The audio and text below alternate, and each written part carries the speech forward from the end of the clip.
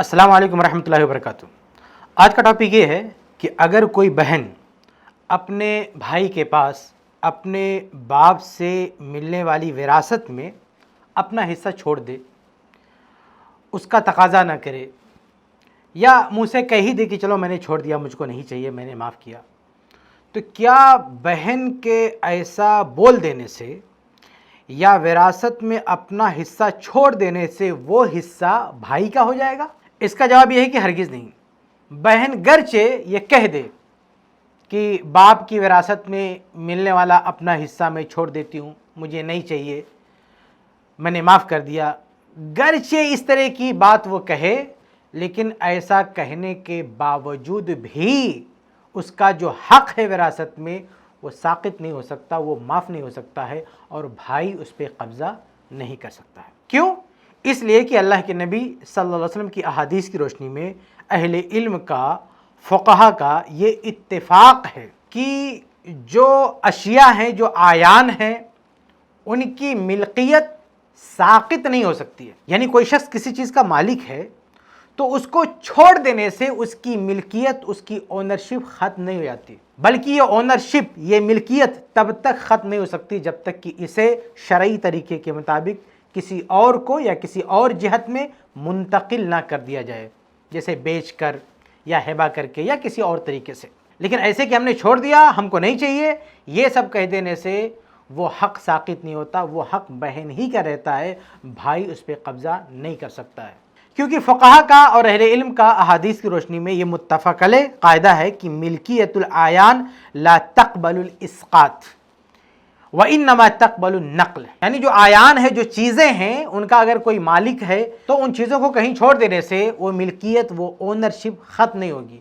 व इन्नमा तक़बलु अन-नक़ल, जब तक कि वो ओनरशिप मुंतकिल ना कर दी जाए। लिहाजा जो विरासत का माल है ये आयान में से है, ये जबरी हक़ है, ये छोड़ देने से, माफ़ कर देने से, तर्क कर देने से ये साक़ित नहीं होता, ये हक़ बहन का बरकरार रहता है और बहन कभी भी उसका मुतालबा कर सकती, गरचे उसने ये कह दिया हो कि मैंने छोड़ दिया, गरचे बहन ने ये कह दिया हो मुझसे कि मैंने छोड़ दिया, मुझको नहीं चाहिए, मैंने माफ़ किया, कुछ भी कह दिया हो, लेकिन इसके बावजूद भी, ये सब कहने के बावजूद भी विरासत में उसका हक़ बाकी रहता है। वो दोबारा कभी भी आके खड़ी हो जाए और कहे कि मेरा हक़ दो, तो भाई को उसका हक़ देना पड़ेगा, वो भाई उस पर कब्ज़ा नहीं जमा सकता। अब रही बात ये कि इस बात की दलील क्या है कि बहन विरासत में अपना हक़ माफ़ कर दे, छोड़ दे, तर्क कर दे तो भी माफ़ नहीं होता, तो भी भाई नहीं ले सकता, इसकी क्या दलील है? तो देखिए, इसके बहुत सारे दलाइल हैं, लेकिन मैं आपके सामने सही बुखारी से एक दलील पेश करता हूँ। सही बुखारी की एक बड़ी ही मशहूर हदीस है जिसे आप सब ने मेरे ख्याल से कई बार सुना होगा,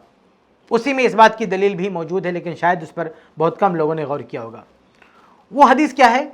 वो हदीस जिसमें अल्लाह के नबी सल्लल्लाहु अलैहि वसल्लम ने 3 गार वालों का वाक़या बयान किया। बारिश के मौके पर बनु इसराइल के 3 लोग किसी गार में चले गए बारिश से बचने के लिए, लेकिन जब गार में गए तो एक बड़ी चट्टान ऊपर से गिरी और गार का मुंह बंद हो गया।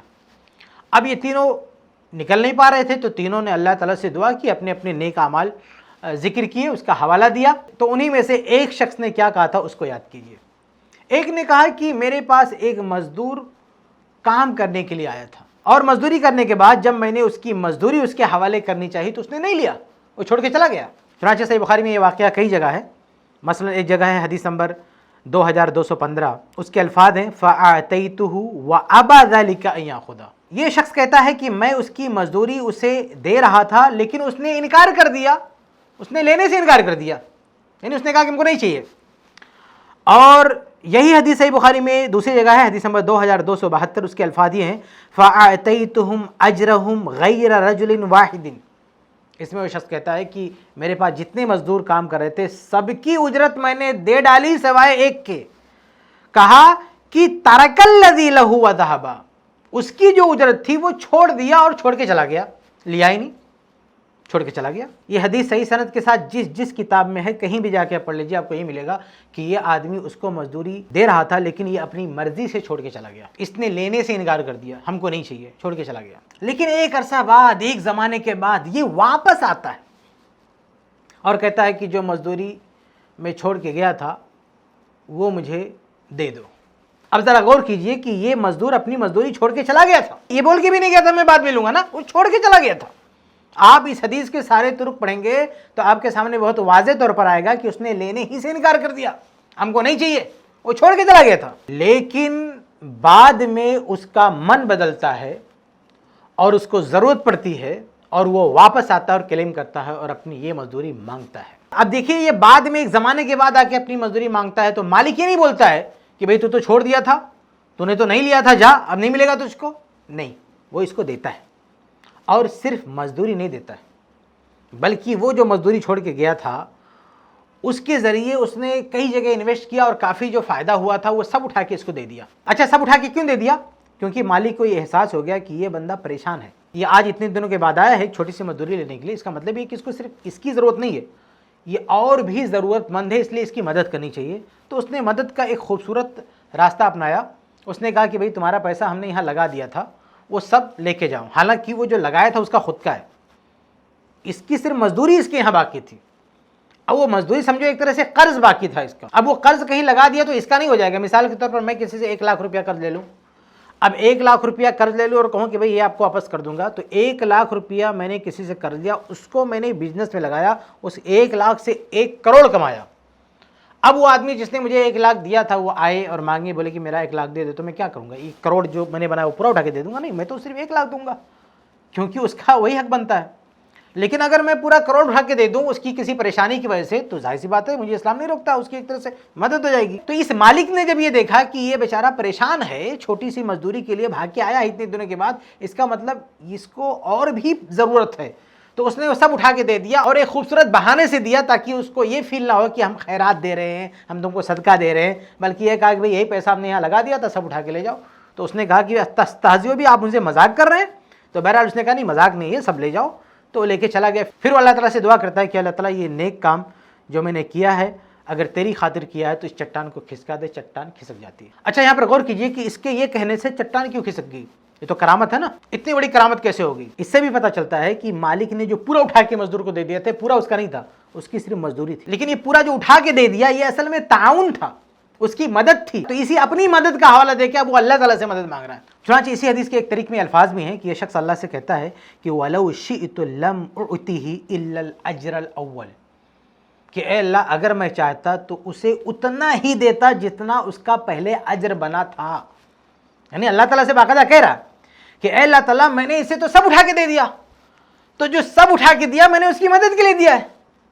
وَلَوْ شِئْتُ لَمْ أُعْتِهِ إِلَّا الْأَجْرَ الْأَوَّلِ، اگر میں چاہتا تو وہ جتنا مانگ رہا تھا، جتنا اس کا حق بن رہا تھا اتنا ہی دیتا، یا اور نہیں دیتا اٹھا کے سب کچھ، لیکن سب کچھ میں نے اور دے دیا، وہ بھی اتنے خوبصورت طریقے سے کہ اس کو احساس بھی نہ ہو، اس کو شرمندگی نہ ہو، صدقہ خیرات بھی نہ لگے، اتنے اچھے سے میں نے اس کی مدد کی۔ تو کہتا ہے اے اللہ تعالیٰ یہ نیک کام، یعنی اس پہ جو میں نے رحم کیا، اس کی جو میں نے اتنے اچھے انداز سے مدد کی، اگر تیری خاطر کیا ہے تو چٹان کھسکا دے، اللہ چٹان کھسکا دیتا ہے۔ تو اس واقعے پہ غور کیجیے کہ وہ مزدور جو اپنا حق چھوڑ چکا تھا، جو لینے کا ارادہ بھی نہیں بنایا تھا، چھوڑ کے چلا گیا تھا، بعد میں اس کا من بدلتا ہے اور واپس آ کے کلیم کرتا ہے، مانگتا ہے، اور یہ مالک بھی نہ صرف اس کا حق دیتا ہے بلکہ بڑھا کے دیتا ہے، اور کہتا بھی ہے کہ اے اللہ تعالیٰ اگر میں چاہتا تو اس کا جو حق تھا وہ دیتا۔ یہ ساری باتیں اللہ کے نبی صلی اللہ علیہ وسلم خود بیان فرما رہے ہیں، جو اس بات کی دلیل ہے کہ اس معاملے میں یہی حکم ہوگا۔ یعنی اگر کوئی شخص اپنا حق کسی کے پاس چھوڑ دے اور کہہ بھی دے کہ ہم کو نہیں چاہیے، معاف کر دیا، کچھ بھی کر دیا، لیکن یہ سب کہنے کے باوجود بھی وہ معاف نہیں ہوتا ہے، اس کا حق ختم نہیں ہوتا ہے، اس کی اونرشپ ختم نہیں ہوتی ہے، بلکہ وہ جب چاہے آ کے مانگ سکتا ہے اور اس بندے کو اسے اس کی چیز لوٹانی ہوگی، دینی پڑے گی۔ چنانچہ اسی بنا پر فقہاء اور ائمہ نے یہ اصول اور یہ ضابطہ بنایا ہے کہ العیان لا تقبل الاسقاط، یعنی جو حق عیان کی شکل میں ہے، کوئی چیز ہے تو وہ حق کہیں چھوڑ دینے سے، اس کو معاف کر دینے سے وہ معاف نہیں ہوتا، وہ حق ساقط نہیں ہوتا، وہ حق برقرار رہتا ہے۔ چنانچہ ایک کتاب ہے الوجیز فی ایضاح قواعد الفقہ الکلیہ، صفحہ نمبر 370، اس پر مؤلف نے یہ اصول ذکر کرنے کے بعد مثال میں وراثت کا مسئلہ ہی بیان کیا ہے۔ چنانچہ مؤلف کے الفاظ ہیں کہ ہونا کا امور لا یجری فیہ الاسقاط، کہ کچھ معاملات ایسے ہیں کہ اس میں اسقاط نہیں چلتا ہے، کہ ہم نے ساکت کر دیا، چھوڑ دیا، معاف کر دیا، یہ سب اس میں نہیں چلتا ہے۔ وذالک فی الاعیان، اور یہ کن چیزوں میں ہوتا ہے؟ اعیان میں، کوئی چیز ہے تو اس میں یہ معاملہ اسقاط کا نہیں چلتا ہے۔ لأن الاسقاط فی الاعیان لا یتصور، کیونکہ اعیان میں، اشیاء میں ساقط کرنے کا کوئی تصور ہی نہیں ہے۔ آگے کہتا او اسقاط الوارث ارثہ حیث لا یسقط، جیسے کوئی وارث وراثت میں اپنا حصہ ساقط کرے کہ میں نے چھوڑ دیا، مجھ کو نہیں چاہیے، میں نے معاف کر دیا، تو کہتے ہیں لا یسقط، ایسا کہہ دینے سے اس کا وراثت کا حصہ ساقط نہیں ہوتا ہے۔ کہیں یقول، کہتے ہیں کہ مثال کے طور پر کوئی وارث یہ کہے ترکت حقی فی المیراث، کہ میں نے میراث میں جو میرا حق تھا اس کو میں نے چھوڑ دیا، او بریت منہ، میں اس سے بری ہو گیا، او من حصتی، میں اپنے حصے سے بری ہو گیا، میں نے معاف کر دیا، چھوڑ دیا، تو یہ کہنا صحیح نہیں ہوگا، اور ایسا کہنے سے حق ساقط نہیں ہوگا۔ وَهُوَ عَلَى حَقِّهِ، بلکہ اس کا حق باقی رہے گا، لِأَنَّ الْإِرْثَ، کیونکہ وراثت جبریٌ، یہ جبری ہے، لا یصح ترکہ، اس کا ترک صحیح نہیں ہوگا۔ وراثت جبری حق ہے، یہ چھوڑ دینے سے چھوٹ نہیں جائے گا یہ حق۔ خلاصہ یہ کہ کوئی بھی بہن اگر اپنے بھائی کے پاس اپنے باپ کی وراثت میں ملنے والا اپنا حصہ چھوڑ دے، بلکہ وہ کہہ بھی دے کہ میں نے چھوڑ دیا، مجھے نہیں چاہیے، تو یہ سب کہنے کے باوجود بھی وہ حق بہن سے ختم نہیں ہو جاتا، بھائی اس پہ قبضہ نہیں کر سکتا، وہ بہن کا حق باقی رہتا ہے، اور بہن کبھی بھی اس کا تقاضا کر سکتی ہے، اور جس نے بھی اس پہ قبضہ جمایا ہے اس کو دینا پڑے گا۔ وجہ اس کی ہے کہ آیان کی جو ملکیت ہے، کسی چیز کی جو اونرشپ ہے، وہ چھوڑنے سے ختم نہیں ہوتی، بلکہ وہ باقی رہتی ہے جب تک کہ عقد کا معاملہ نہ ہو، جب تک کہ اس کو ٹرانسفر نہیں کیا جائے۔ اونرشپ جب تک ٹرانسفر نہ کر دی جائے، جب تک اونرشپ ختم نہیں ہوتی ہے۔ اچھا، یہی وجہ ہے کہ وراثت میں ایک مسئلہ ہے تخارج کا۔ تخارج کا مطلب ہے کہ کوئی وارث ایگزٹ ہو جائے اور بولے کہ مجھے وراثت میں وارث کے طور پہ جو ملتا تھا وہ مجھے نہیں چاہیے، بلکہ میں نکلتا ہوں، فلاں چیز مجھ کو دے دو، یعنی فلاں چیز کے بدلے میں اپنا حق چھوڑتا ہوں۔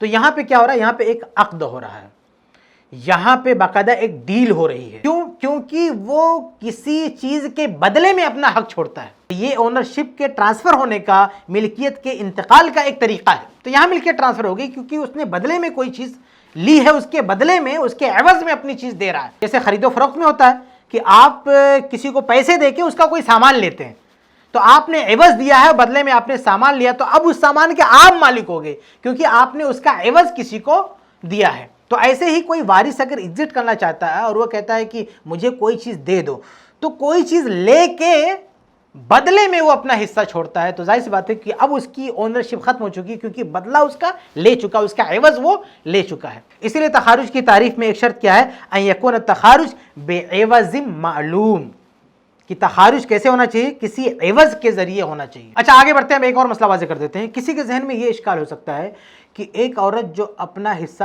چھوڑ رہی ہے یا کہہ رہی ہے کہ میں نے معاف کر دیا، تو یہ ہبہ ہے، اور ہبہ کے ذریعے ملکیت منتقل ہو جاتی ہے، یعنی گفٹ کے ذریعے سے اونرشپ ٹرانسفر ہو جاتی ہے۔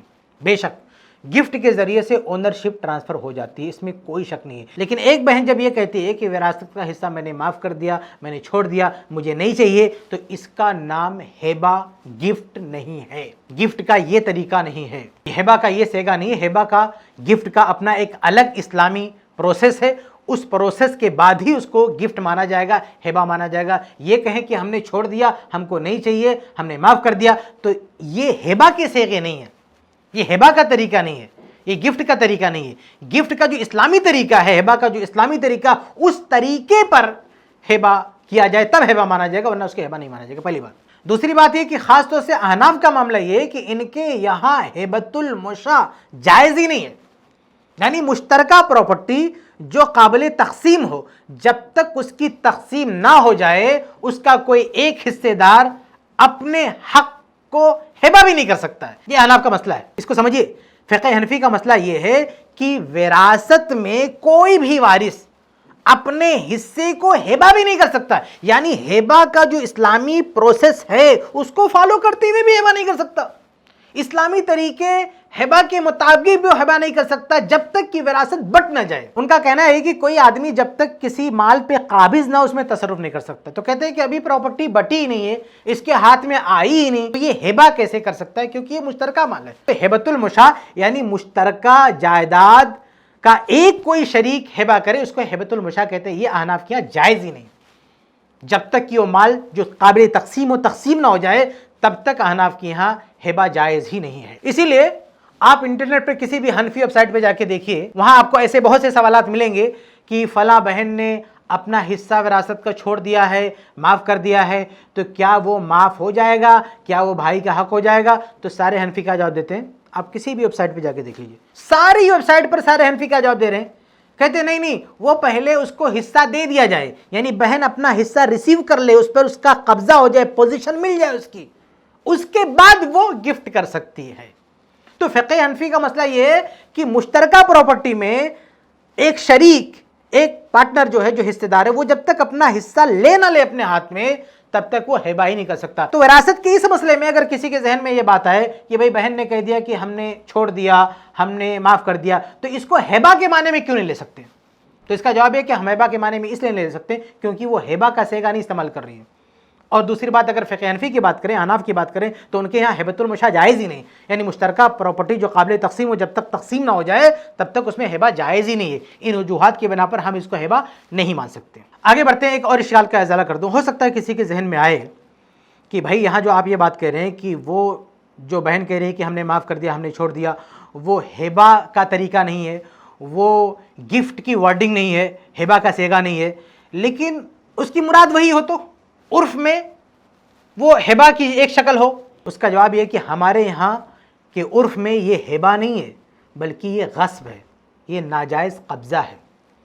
حقیقت یہ ہے کہ اگر ہمارے معاشرے میں ہر آدمی سمجھتا جو بھی اس دھرتی پر رہتا ہے کہ اگر عورتوں کو مکمل سیفٹی دے کر، مکمل اختیار دے کر ان سے کہا جائے کہ تمہارا حق بنتا ہے، لے لو، وہ لے لیں گے، لیکن چونکہ ان کو بلیک میل کیا جاتا ہے، ان سے پوچھا ایسے انداز میں آتا ہے، بیچاری سہم جاتی ہیں، تو یہ کہتے ہیں کہ ہم کو نہیں چاہیے۔ اس چیز کو آپ ہبہ کا نام نہیں دے سکتے۔ عرفاً یہ ہبہ نہیں ہے، عرفاً یہ ڈکیتی ہے، عرف میں یہ لوٹ مار ہے، عرف میں یہ غصب ہے۔ ہمارے عرف میں یہ ہبہ نہیں ہے، ہمارے عرف میں یہ عورتوں کی پراپرٹی کو ہتھیانا ہے، ناجائز قبضہ کرنا ہے۔ اس کو عرف میں ہبہ کا نام دینا انصاف کا خون کرنے کے برابر ہے۔ یہ تو ایسے ہی ہے جیسے پولیس والے کسی بری آدمی کو، معصوم آدمی کو پکڑ لیں اور کسی جرم کو اس کے سر پہ لاد دیں اور کہیں کہ قبول کرو، ڈر کے مارے بیچارہ کہہ دے کہ ہم نے قبول کیا ہے۔ بعد میں اگر وہ کورٹ میں جاتا ہے جج کے سامنے تو وہاں وہ پلٹی مار دیتا ہے، اپنا اسٹیٹمنٹ بدل دیتا ہے۔ کیوں؟ کیونکہ وہاں اس کو خوف نہیں رہتا ہے۔ پھر کیا ہوتا ہے؟ کوئی جج اس کے سابقہ پرانے اقرار نامے کو تسلیم نہیں کرتا ہے کہ وہ تو ڈر کے مارے اس نے کہا تھا کہ یہ میں نے کام کیا ہے۔ ٹھیک یہی معاملہ یہاں پہ ہے۔ اگر کوئی یہ بہن کہتی ہے کہ ہمیں وراثت میں ہمارا حصہ نہیں چاہیے، تو وہ ڈر کے مارے بلیک میل ہو کے کہتی ہے۔ یاد رکھیے، کل اللہ کی عدالت میں اگر یہ کھڑی ہوگی جہاں اس کو کوئی خوف نہیں ہوگا، کوئی ڈر نہیں ہوگا، یہ اللہ کے سامنے انشاءاللہ یہ کہہ دے گی ہم تو مجبور تھے، ہم تو پریشان تھے۔ وہاں جب اللہ رب العالمین کے سامنے اپنا صحیح بیان رکھے گی، صحیح اسٹیٹمنٹ رکھے گی، اس کا اعتبار ہوگا اور بھائیوں کی اس کی قیمت چکانی پڑے گی۔ یاد رہے کہ ہبہ کا مسئلہ ہو، بیع و شرع کا مسئلہ ہو، کوئی بھی مسئلہ ہو، اس طرح کے مسائل میں، اس طرح کے عقد میں جب تک طرفین کی رضامندی نہ ہو، راضی نہ ہو، تب تک آپ یہ نہیں کہہ سکتے کہ اس نے مال بیچ دیا ہے یا ہبہ کر دیا ہے۔ اور ہمارے یہاں خواتین راضی ہو کے نہیں بلکہ بلیک میل ہو کے، پریشان ہو کے، ڈر کے، رشتے کو بچانے کی خاطر یہ قربانی دیتی ہیں اور کہتی ہیں ہم کو نہیں چاہیے۔ تو اس کو عرفاً ہبہ نہیں کہہ سکتی، یہ عرفاً لوٹ مار ہے، یہ عرفاً بلیک میلنگ ہے، یہ عرفاً غاصبانہ قبضہ ہے، یہ ہبہ نہیں ہے۔ اس لیے یہ بھی کسی کے ذہن میں نہیں آنا چاہیے کہ گرچہ وہ ہبہ کے الفاظ نہیں استعمال کر رہی ہے لیکن عرف میں وہی نہیں، عرف میں ہبہ نہیں، عرف میں وہ تو لوٹ مار ہے۔ خلاصہ کلام یہ کہ آج ہمارے معاشرے میں جو بھائی لوگ کہتے ہیں کہ ہماری بہن نے اپنا حصہ چھوڑ دیا ہے، اپنا حصہ معاف کر دیا، وہ ہمارا ہو گیا، یاد رکھو وہ ہمارا نہیں ہوا۔ بھائیوں پر لازم ہے کہ وہ حق اپنی بہن کو لوٹائیں۔ وہ ہمیشہ بہن کا تھا، بہن کا ہی رہے گا، حتیٰ کہ بہن اگر مر گئی تو اس کے بچوں پر وہ حق منتقل ہو جائے گا، لیکن بھائی اس کو نہیں رہ سکتا۔ اس کا ایک ہی علاج ہے کہ چپ چاپ بھائی اپنی بہن کو واپس کر دے۔ وہ لاکھ کہے کہ میں نے چھوڑ دیا، معاف کر دیا، مجھے نہیں چاہیے، لیکن یہ اٹھا کے اس کو واپس کرے۔ بہن مر چکی ہے تو لے جا کے اس کے بچوں کو واپس کرے، لیکن وہ قبضہ نہیں جما سکتا۔ اگر ایسا کرتا ہے تو ناجائز قبضہ کرتا ہے اور وہ حرام خوری کرتا ہے۔ اللہ سے دعا کہ اللہ تعالی ہم سب کو اس حرام خوری سے بچائے، آمین رب العالمین۔